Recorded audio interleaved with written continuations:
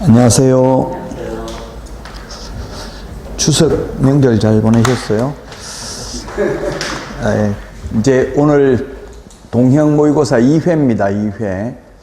모의고사 틀린 문제를 정확하게 확인해 보신다면 고득점 할 수 있을 것입니다. 공인중개사법은. 자, 이게 1번 문제 공인중개사법 개정된 부분입니다. 작년에 물론 개정됐는데 작년 시험에 출제되지 않았습니다. 그래서 올해 나올 확률이 높죠. 자, 먼저 첫 번째 자격 취소 사유가 옛날에는 공인중개사법 위반으로 징역형만 자격 취소됐는데 지금은 형법상 사문서 위조, 변조,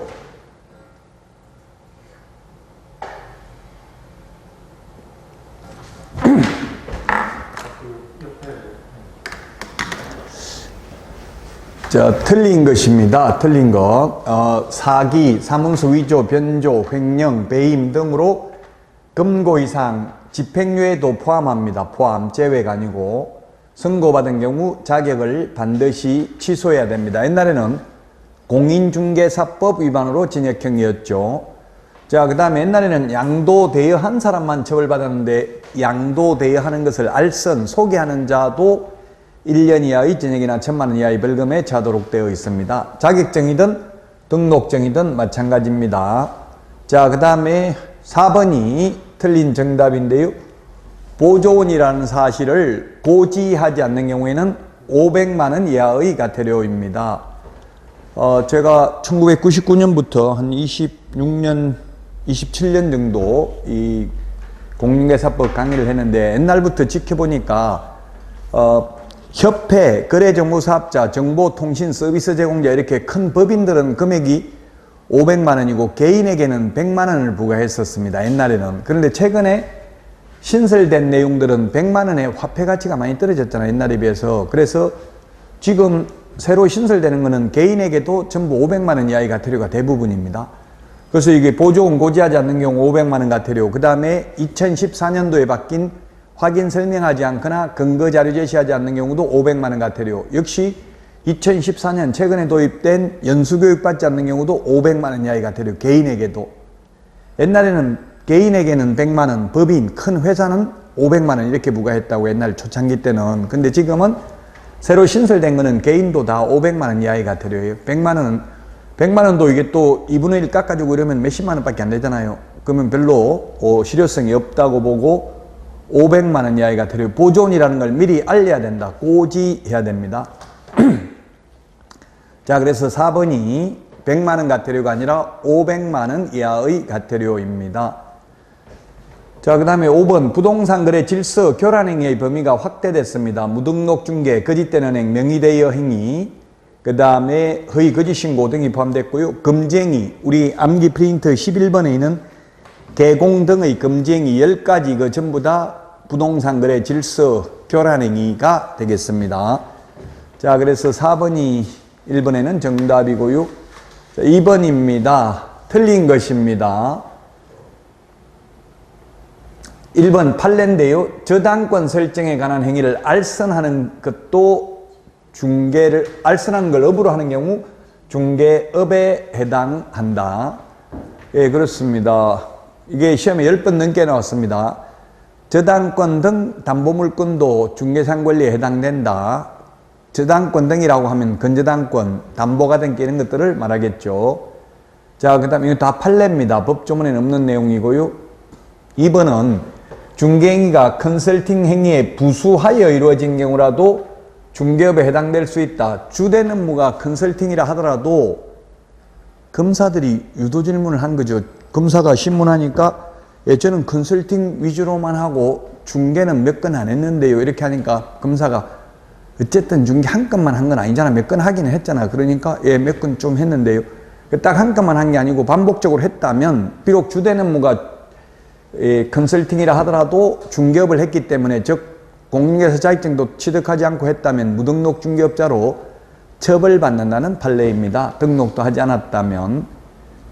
자, 그 다음에 3번도 역시 판례고요. 중개행위는 당사자 간의 법률 행위가 용이하게 쉽게 성립할 수 있도록 조력, 도와주고 주선하는 사실행위다.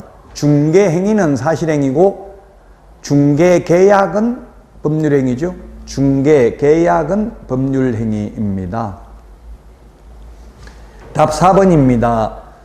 중개행위가 왜 중요하냐면 중개행위와 관련된 중개사고만 보험금, 손해배상금을 받을 수 있습니다. 보험회사나 공제조합으로부터 중개행위. 그래서 중개행위인지는 손해배상과 관련이 있습니다. 따라서 중개행위인지 여부는 주관적으로 판단하는 게 아니라 객관적, 이것도 10번 넘게 시험에 나왔죠. 주관적은 주인 관점에서 바라보는 게 주관적이고요.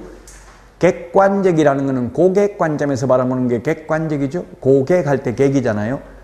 자, 그래서 객관적으로 판단해야 된다. 손님 입장에서 예를 들면 중개업소 실장한테 계약금, 옛날에는 그렇게 많이 했습니다. 요즘은 온라인 이런 거 휴대폰 스마트 뱅킹 이런 거 하지만 옛날에는 거기다 돈을 맡겨놨어요. 중개업소에 오면 전달해달라고 매도인한테. 그래서 계약금 중도금을 직원이 실장이 받아가지고 사장한테 이야기도 안 하고 떼먹고 도망갔으면 그게 중개행위인지 여부, 법에는 없다고요. 판례가 중개행위다. 왜냐하면 손님, 고객 입장에서 객관적으로 판단해야 된다. 손님이 그 직원하고 평소에 친분이 있어 맡긴 게 아니라 중개업소 보고 맡긴 것이다. 그러므로 주관적으로 판단할 게 아니라 주인 관점에서, 즉 개업공개사 입장에서 판단할 게 아니라 고객 입장에서 객관적으로 중개행위인지 판단해야 된다. 그래 결국 중개행위다. 돈 떼먹는 것도. 그래서 사장이 책임져야 된다. 이런 판례입니다. 그러니까 사장은 억울하다. 내 자식도 내 맘대로 못하는데 자식들도 추석에 오라고 해도 안 오는데 어떻게 이거 직원까지 내가 다 책임져야 되냐 이렇게 주장했는데 그건 네 주관적인 생각이다. 나이 먹으면 이게 자식에 대한 미련을 버려야 되겠다. 자꾸 자식에 대한 기대를 많이 가지면 실망하고 스트레스 받고 그래요. 저는 이미 버렸어요. 저도 이미 버렸어요. 아주 현명하신 분이에요. 그럼 아들은 특히 더 손주도 있는데 보러 가는 것도 마음대로 못해. 미리 물어보고 가도 되냐 이렇게 하고 가지. 그냥 가면 싫어하고 그러니까 불시에 가고 그러면 또 너무 안 가고 그러면 또 욕할까봐 어쩔 수 없이 한 번씩 가고 그래요. 와야지.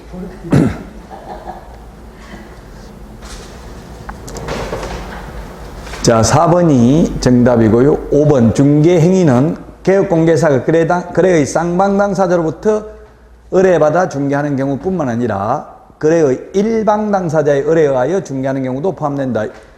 이게 무슨 말이냐면은 그 공동중개하면 개업공개사가 2명이 개입됐다면 둘 다 손해배상 책임이 있다는 이야기예요. 즉 매도측 개업공개사, 매수측 개업공개사가 있으면 확인 설명은 누구한테만 하면 돼요? 매수 의뢰인에게만 하면 되고 매도 의뢰인한테는 할 필요 없죠? 그럼에도 불구하고 매도측 개업공개사도 손해배상을 해야 된다고요? 한쪽으로부터 의뢰받은 경우도 중개행위에 해당되니까 중개행위가 되면은 손해배상 책임이 있다고 했잖아요. 그래서 손님 입장에서는 가급적이면 법인을 통해서 거래하는 것, 그리고 공동중개를 하는 게 손해배상 받는 금액이 더 커지겠죠? 개업공개사 2명이 각각 2억 이상 가입돼 있잖아요. 그럼 4억까지도 보험금 받을 수도 있다는 이야기예요. 최대. 자, 그래서 4번이 정답이 되겠습니다. 3번입니다. 중개 대상물에 해당하지 않는 것. 전형적인 기출문제 패턴입니다. 분양계약이 체결된 아파트 동호수가 특정되었다면, 위치와 면적이 특정됐다면 미래의 건축물로 중개상물입니다. 건축물은 현존하는 건축물뿐만 아니라 미래에 건축될 예정인 동호수가 특정된 분양권도 중개상물이다. 자, 그 다음에 권리금 중개상물 아니다. 이 권리금이 중개상물 지금 현재는 아닙니다.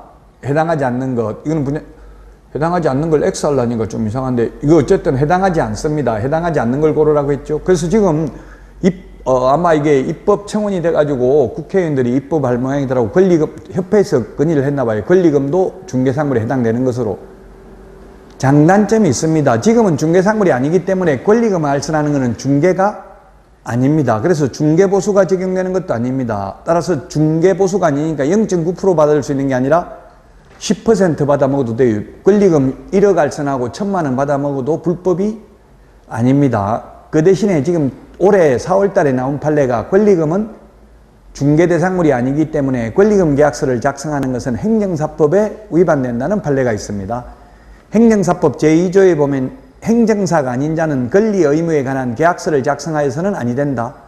다만 다른 법률에 특별한 규정이 있는 경우에는 그러하지 아니하다 이렇게 되어 있습니다. 그 다른 법률 우리 공인중개사법 제26조 1항에 보면 개업 공인중개사는 중개를 완성한 때는 거래계약서를 작성하여 거래 당사자 쌍방에게 교부하고 5년 동안 보존하라고 되어 있습니다. 중개 완성, 중개가 뭐예요? 중개 대상물에 대하여 거래 당사자 간의 매매, 교환, 임대차, 그 밖의 권리의 덕실 병행에 관한 행위를 알선하는 게 중개죠. 그 권리금이 중개상물이 아니기 때문에 그걸 알선해도 중개가 아니라고 지금 현재는. 근데 앞으로 권리금이 중개상물이다 이렇게 법이 바뀔 수 있다고요? 그러면 이제 권리금 계약서는 작성 가능하겠죠? 그 대신에 보수는 0.9%밖에 못 받겠죠. 이제 10% 이렇게 받을 수는 없겠죠. 자, 현재는 중개상물 아닙니다. 권리금입니다, 이거. 그 다음에 자, 그래서 중개대상물이 아닌 거에는 두 가지 종류가 있습니다.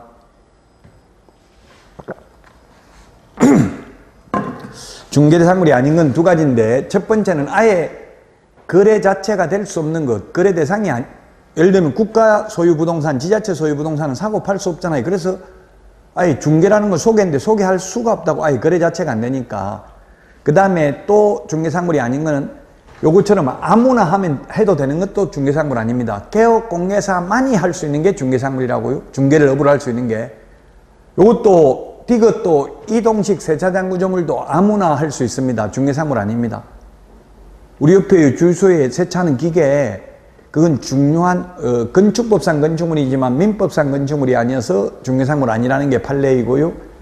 그 다음에 요거는 추첨, 당첨되면 입주할 수 있는 권리에 불과한 입주권, 요거는 불법입니다. 거래하면. 이른바 대토권, 이주자 택지를 공급받을 수 있는 지위라든지 또는 청약통장, 청약예금 이런 것들은 처벌받는다고 거래하면 불법이기 때문에 중개대상물 아닙니다. 근데 현실적으로 몰래 이렇게 불법인데 전매하면 안 되는데 전매를 한 경우에 명의를 넘겨줘야 되는지 여부 대법원 판례가 있죠. 분양권 전매가 예를 들면 3년 동안 안 되는데 2년 만에 전매를 했어요. 그러면 명의는 넘겨줘야 된다, 안 넘겨줘도 된다? 판례는 명의는 넘겨줘야 된다는 게 판례예요. 만약에 이게 서울에서도 지금 서울에 이제 내곡동도 LH 옛날에 40평대 아파트 다 미분양됐었어요. 이명박 정부 때. 그때 한 2008년에서 2010년경인데 지금 정확하게 날짜는 제가 그 분양받으려고 껐는데 별로 비싸지 않아요. 40평대 4억밖에 안 했어요. 40평이. 근데도 비싸다고 분양 안 받았어요. 그때 사람들이. 지금 지나가 보니까 엄청나게 내곡동 청계산역 앞에 바로 거기에 그렇게 했다고요. 분양가가. 그때 서울에 그 그린벨트 해제가지고 땅값이 쌌잖아요. 다 산이었으니까. 어쨌든 이게 서울에서도 그런 게 있었다고 불법 전매하면 안 되는데 전매를 했어요. 하면 안 되는데 전매를 했는데 이걸 만약에 명의를 안 넘겨줘도 된다고 하면 어떤 일이 생기냐면 이게 계속 불법으로 전매를 했어요. 맨 마지막 산 사람 돈은 다 지급했는데 소유권 못 넘겨봤죠? 그럼 뭐 중간에 이게 누가 그래 했는지도 모르는데 다 피해보죠. 중간에 엄청난. 어쨌든 대법원 판례는 명의는 넘겨줘야 된다. 이게 판례의 입장입니다. 불법 전매해도 처벌은 받지만 적법 요건이지만 효력 요건은 아니다. 처벌은 받지만 명의는 넘겨줘야 된다는 게 현재 대법원 판례입니다. 그런데 변호사들이 다니면서 예를 들면 그 대토권, 이른바 대토권을 팔았다고 미리 대토권을 팔았는데 5년, 10년 후에 그 공사가 완료 끝나고 이제 입주를 하려고 하니까 그럼 어떻게 해야 돼? 불법으로 했기 때문에 처음 그 분양받은 사람, 수분양자 명의로 명의를 넘겼다가 다시 또 명의를 돌려받아야 되거든요. 그러니까 서류 같은 건 못 대주겠다. 돈 또 뭐 1억도 안 주면 서류 못 대주겠다. 이렇게 해가지고 분쟁이 많이 생겼어요. 좀 골치 아프죠. 이런 거는 하면. 어쨌든 불법이기 때문에 추첨해서 추첨, 당첨 이런 말 나오면 중개상물 아닙니다. 아직 당첨이 안 됐다고. 당첨되면 청약통장 넣어가지고 당첨되면 입주할 수 있잖아요. 그런 거는 청약통장인 상태에서는 중개상물 아니다. 그래서 중개상물 아닌 거 5번이 정답이 되겠습니다. 중개대상물 용어 정의는 시험에 반드시 출제됩니다. 4번에 옳은 것인데 1번 기출문제입니다. 변경신고는 전자문서 가능합니다. 그러나 휴업, 폐업, 우리 암기 프린터 51번 암기 프린터 51번 한번 볼까요?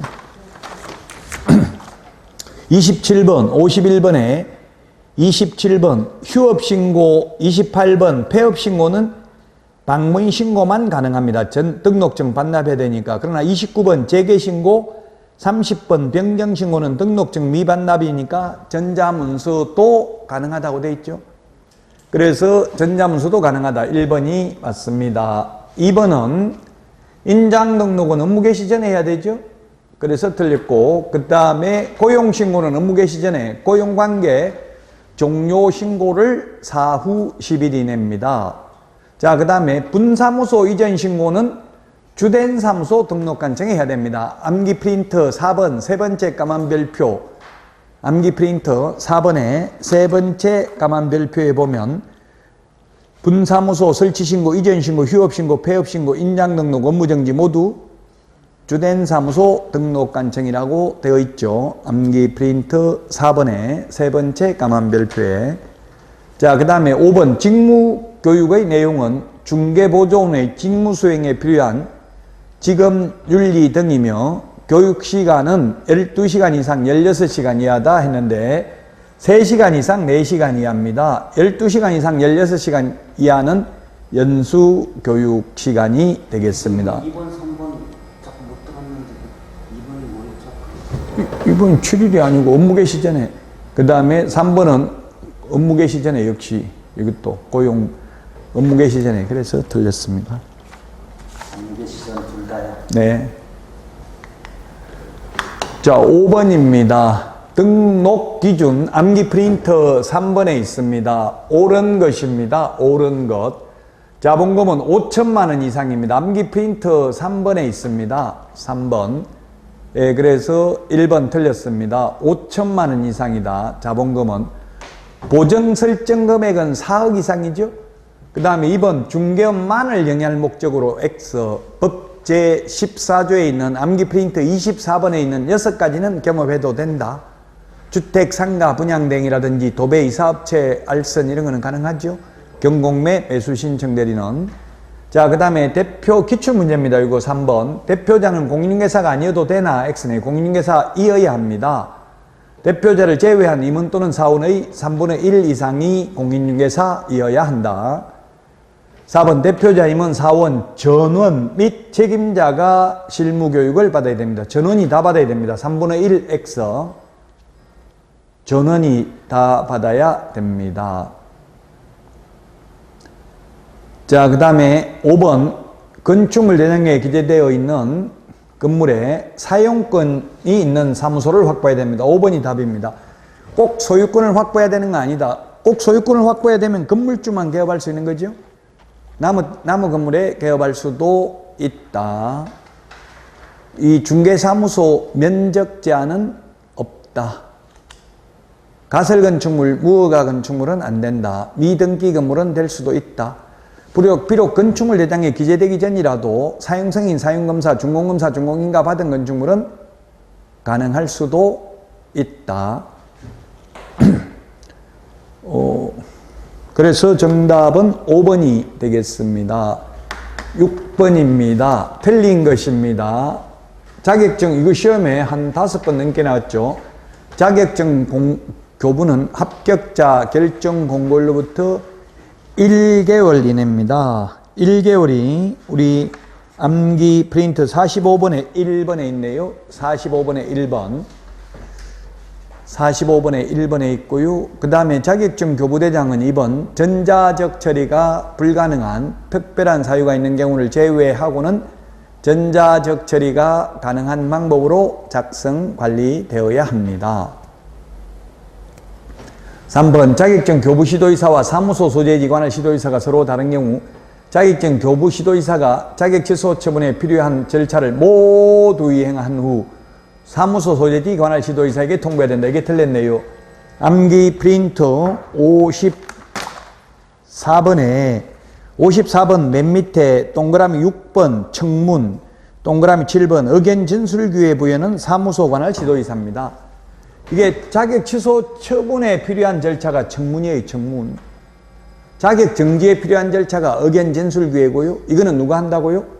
사무소 관할 시도의사가 한다고 돼 있잖아요. 암기 프린터 54번에 맨 밑에 동그라미 6번에 있습니다. 그래서 3번 틀렸고요. 4번 자격 취소 처분을 한 때에는 5일 이내에 요거 지금 고치셔야 되겠죠. 요거 보고가 아니라 바뀌었습니다. 개정된 건데요. 국토교통부 장관과 다른 시도의사에게 통보해야 된다. 이렇게 되어 있습니다. 뭐 통지나 통보는 사실상 같은 의미입니다. 옛날엔 보고였는데 지금은 통보입니다. 통보. 국토 암기 프린터 48번 48번에 동그라미 6번에 있죠? 48번에 동그라미 6번 48번에 동그라미 6번 5일 이내 국토교통부 장관과 다른 시도지사에게 통보해야 됩니다.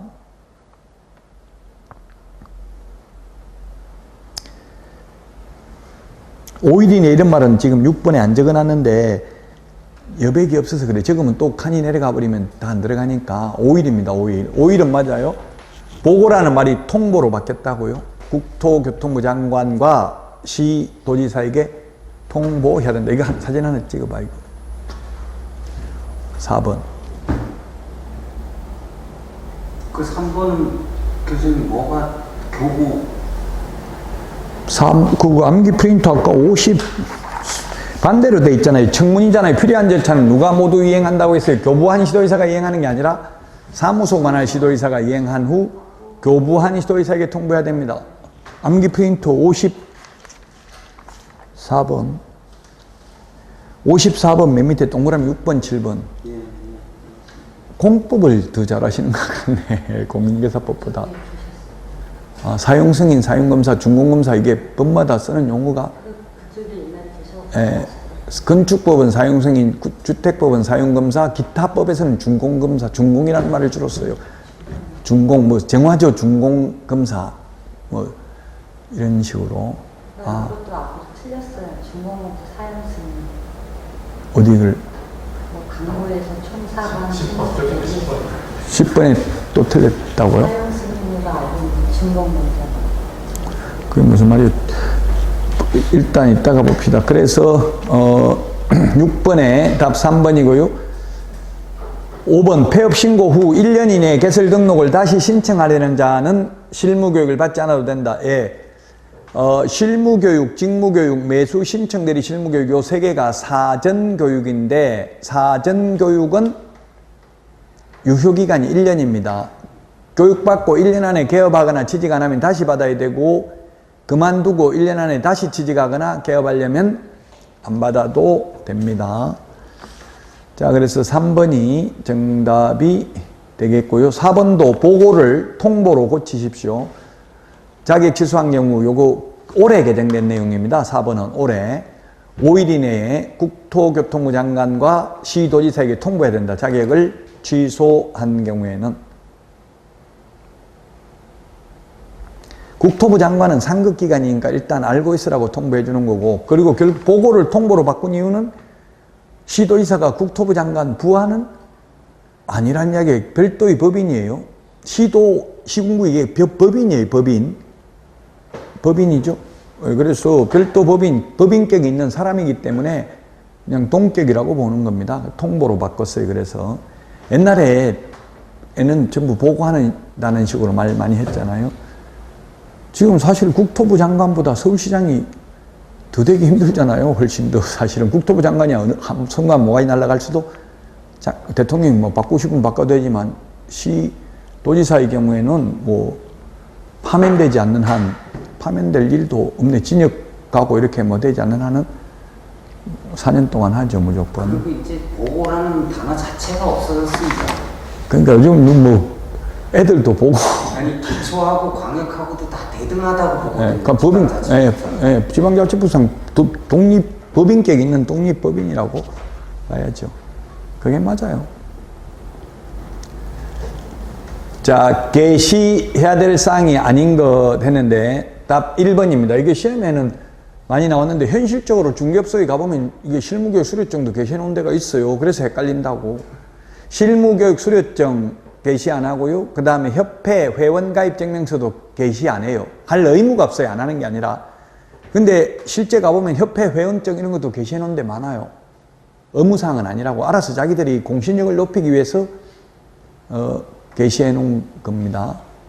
지금 보니까 또 경기도에서는 전세, 안심, 중개업소 이렇게 해가지고 스티커를 주더라고. 그 좀 문제가 또 공무원이 그러더라고. 이거 제가 연수교육 해보니까 문제가 있을 수 있다. 그 경기도에서 하라고 해서 하는데 각 시군구에서 문제가 있다 생각하더라고. 왜냐하면 이거 공신력 있는 기관에서 지자체에서 스티커는 부과해 주는데 그게 만약 사기치면 지자체도 일종의 책임이 있지 않냐. 교육도 받는 것도 아니고 교육받으러 오니까 다 주더라고. 그냥 스티커.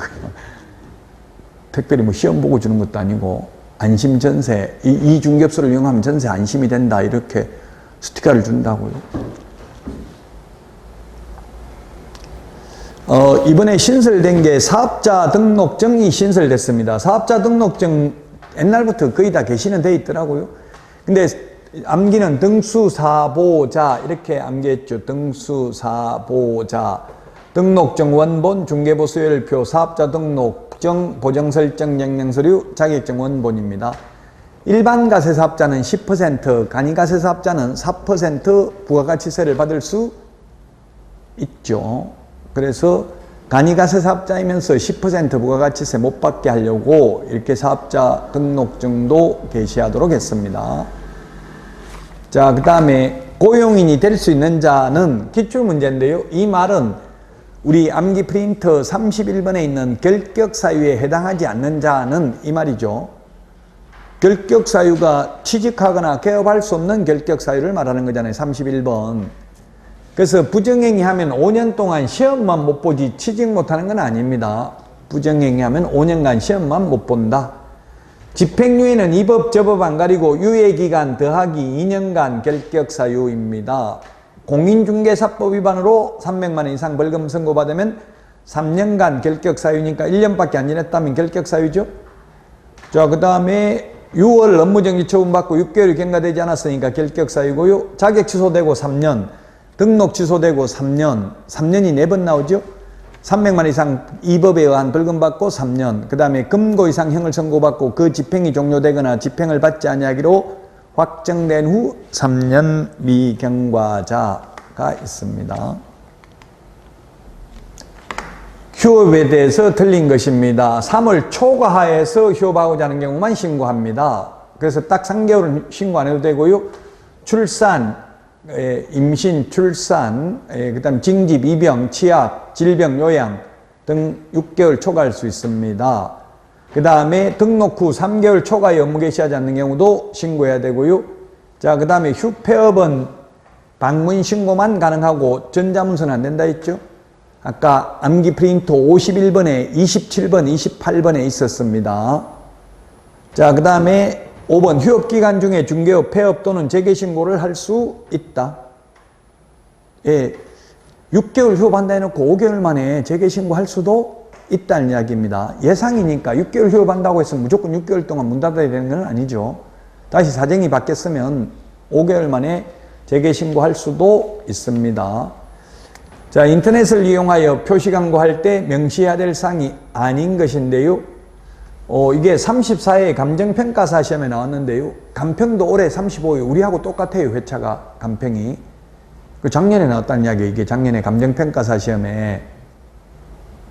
그 감정평가사 부동산학 원론에 나온 거예요. 우리로 말하면 부동산 학개론. 우리도 학개론에 보면 공법도 나오고 잡단계 나오잖아요. 부동산학 원론을 감평을 보면 중개실무 2문제, 공인중개사법 2문제, 민법 2문제, 공법 2문제, 세법 2문제 이런 식으로 나와요. 거의 40문제 중에서 한 10문제 정도는 다른 과목이 나온다고요. 그러면 간편 공부하는 사람은 이거 쉽겠어, 어렵겠어, 이 문제가?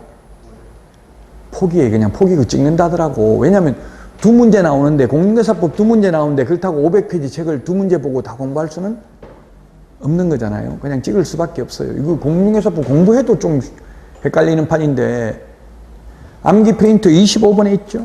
암기 프린트는 25번에. 암기 프린트 25번에 맨 밑에 까만 별표 표시광고 사항 성명 소연 등 인터넷 표시광고 소면 종가형 그 다음에 인터넷 표시광고 하면서 건축물인 경우 총 사방 개개 입주관 18개입니다. 18개. 어디 4번? 네, 사용 승인. 오늘 사용 승인 왜 뭐? 같은 말이에요? 아니 중공검사 사용 승인 사용 검사가 같은 말이라고. 근데 법마다 다른데 이게 지금 간편 기출문제 그대로예요. 잘못된 거 아니에요. 준공검사라는 말을 쓸 때도 있고 건축법을 적용받는 거는 물론 사용 승인이라고 하고 주택법은 사용 검사라 하고 기타 법에서는 준공검사라고 하는데 이게 간편 문제 그대로라고요. 이게 지금 여기 뭐 건축법이다 주택법이다 이런 말을 안 적어놨잖아요. 그러니까 그냥 맞다고 봐야 돼요. 사용승인, 사용검사, 준공검사가 같은 말인데 법마다 쓰는 표현이 다를 뿐이에요. 그 다음 건축허가, 사업계획 승인도 같은 말이잖아요. 건축법에서는 건축허가라고 하고 주택법에서는 사업계획 승인이라고 하죠. 박정희, 저는 어릴 때 1979년도인가? 그때 어릴 때 제가 어렸다고 그때 고등학교 다녔네 그때 박정희 전 대통령이 사교촌 준공식에 갔다 오셔서 서거했다 이렇게 뉴스에 나오더라고요. 저는 어린 마음에 준공식이 뭘까 이런 생각을 했다고. 준공식이 뭐예요? 공사할 때 하는 게 준공식이에요? 공사 끝나고 하는 게 준공식이에요? 끝나고 하는 게 준공, 사용승인, 사용검사 같은 말이라고요. 사교촌 준공식 모르겠어요. 저는 그 기억이 생생해요. 박정희 전 대통령 주태어날 때부터 박정희 전 대통령 해가지고 18년 했으니까 제가 거의 18세쯤 돼서 수고하셨어요. 그러니까 다른 대통령을 본 적이 없었죠. 어릴 때는 한 번도 18년 동안. 자, 어쨌든 준공검사, 사용승인, 사용검사는 다 공사 끝나고 하는 게 그라고요. 똑같은 의미인데 법마다 쓰는 표현이 다를 뿐이에요. 그러니까 지금 뭐 건축법이다, 주택법이다 이런 말을 안 했기 때문에 이걸 틀렸다고 보기는 좀 어려울 것 같아요.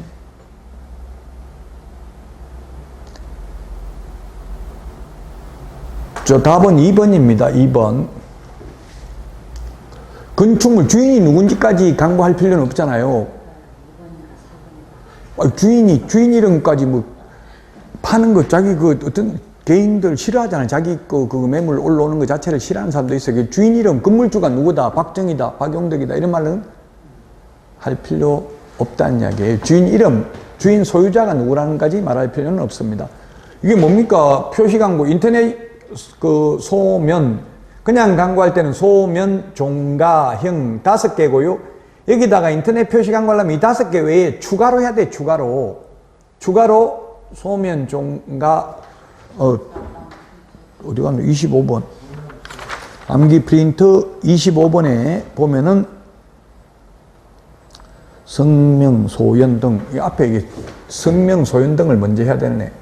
성명, 소연 등 요거는 인터넷이 아니라 그냥 그 벽에다 붙일 때 이게 성명, 소연 등 5개 해야 되고 인터넷에 하려면 요 5개 외에 이 5개를 추가해야 된다고요. 이 5개만 하면 되는 게 아니라 계속 추가되는 거예요. 여기다가 그 다음에 인터넷 표시 광고하면서 건축물인 경우 또 8개가 더 추가돼야 된다고. 이 18개를 그래서 총 광고를 해야 된다고. 총사방 개개 입주관, 총사방 개개 입주관. 그래서 인터넷 표시 광고 이게 건축물의 방향은 어디 있어요? 성명, 소현 등, 소면, 종가형, 성명, 사무소 명칭, 소재지, 연락처, 등록번호, 방향. 이거네. 인터넷 건축물인가 보네. 방향 이거죠? 방향. 인터넷 건축물이네. 건축물이니까. 그 다음에 소유자고 총청수, 총청수, 준공검사 받은 날 사용승인, 사용검사, 준공검사. 그 다음에 주차대수 및 관리비, 주차대수, 관리비, 예, 입주 가능일. 그래서 이게 좀 어렵죠. 이게 그러니까 간평, 우리도 어려운데 간평에 이게 나오면 간평 공부한 사람 풀겠냐고, 이거. 답은 2번이 되겠습니다. 상식적으로 주인이 누구인지까지는 공개할 필요 없어요. 누구 건물인지가 중요한 게 아니죠. 지금 면적 같은 거 이런 게 중요한 거지.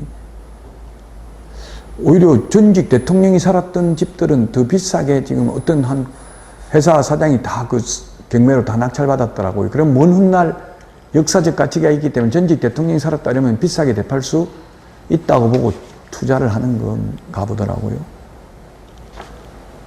지금 다 이명박, 박정희가 아니고 박근혜 전 대통령, 그 다음에 또 누구 있지? 지금 전부 그 전두환 전 대통령 건은 지금 어떻게 되는지 모르겠는데 경매를 낙찰받았다가 아마 취소되는지 어쩌는지 모르겠어요. 다 한 사람이 낙찰받았다고, 똑같은 사람이. 전직 대통령 거. 자, 계약서 필수적 기재사항 암기 프린트 9번에 있습니다. 인물, 계약금, 인권, 조교. 거래 예정 금액이 아니라 거래 금액이고요. 토지 이용 계획, 취득 시 부담할 조세, 요거는 확인 설명해야 될 내용입니다. 답 2번입니다. 암기 프린트 9번 기출문제입니다. 인물, 계약금, 인권, 조교. 암기 프린트 9번 보고 반드시 암기해야 됩니다. 답 2번이죠. 맞았어요, 이거는? 예. 맞았어요. 이거 다 외운 건데 틀렸어요. 저는 이거 안 외웠는데 이 감으로 이거 자꾸 이거 보니까 맞히겠더라고요. 12번 확인 설명서 2의 서식 기재사항이 아닌 것은 답 4번입니다. 비선호 시설은 1의 서식하고 3의 서식만 기재합니다. 민간임대 등록 여부 1, 2의 서식에 기재합니다. 토지거래 허가 구역인지 여부는 1, 2, 3 다 기재되고요. 서식을 보셔야 됩니다. 서식. 우리 요약집 166페이지 정도에 있을 것입니다. 서식을 봐야 됩니다. 4번이 정답이 되겠습니다. 자, 다음은 13번입니다. 겸업에 대해서 틀린 것입니다. 예, 겸업 제한은 없습니다. 개인은. 법인은 6개밖에 겸업 안 됩니다. 자, 2번이 틀렸네요. 기출문제입니다. 모든 개업공개사 X입니다. 소위 부칙개공. 암기 프린터 24번, 동그라미 6번에 있습니다. 24번에 동그라미 6번에 보면 부칙개공 불가라고 갈 안에 돼 있죠. 모든 X, 부칙개공, 중개인은 안 된다.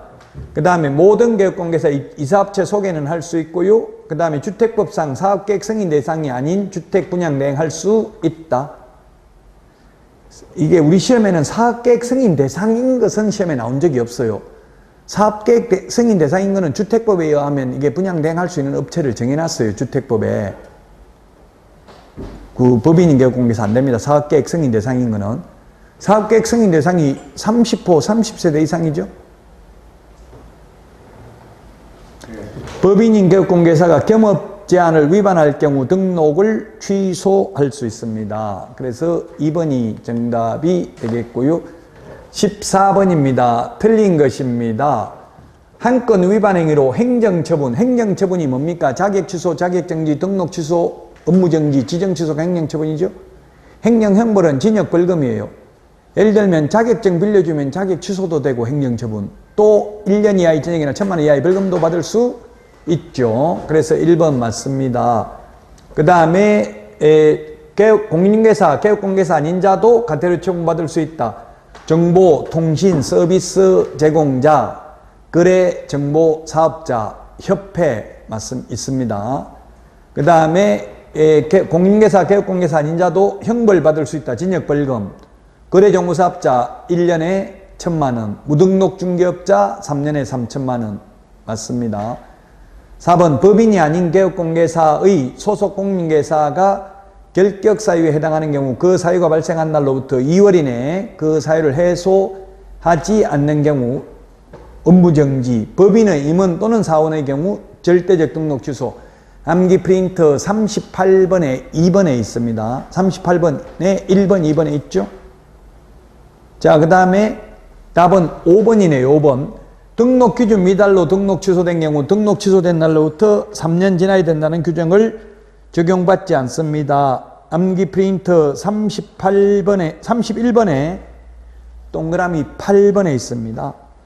31번에 동그라미 8번 뒤에 가로 안에 예외, 사망, 해산, 결격 사유, 등록 기준 미달이라고 돼 있죠.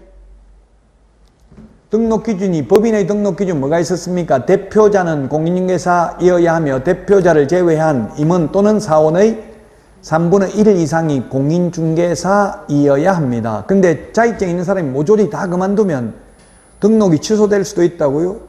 그렇게 해서 등록이 취소됐다면 3년 안 지나도 다시 3분의 1 공인중개사 자격증 있는 사람이 임원으로 영입하면 다시 개업할 수도 있다는 뜻입니다. 그래서 5번이 정답이 되겠습니다. 자, 여기까지 하고 쉬었다가 하도록 하겠습니다. 교수님, 그리고 6번은